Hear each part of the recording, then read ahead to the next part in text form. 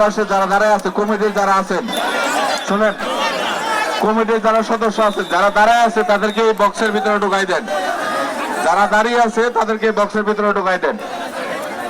যারা দাঁড়িয়ে আছে আর কমিটির সদস্য যারা আছেন, আপনাদের অনুরোধ করে বলছি, আপনারা টিকিট গুলো চেক দেন। আজকে গ্যালারির টিকিট গুলো চেক দিবেন অবশ্যই।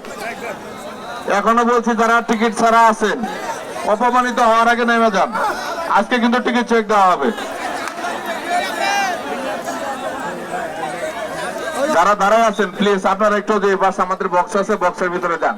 টিকিট কেটে ওনারা গ্যালারিতে বসতে দেখতে অসুবিধা হচ্ছে।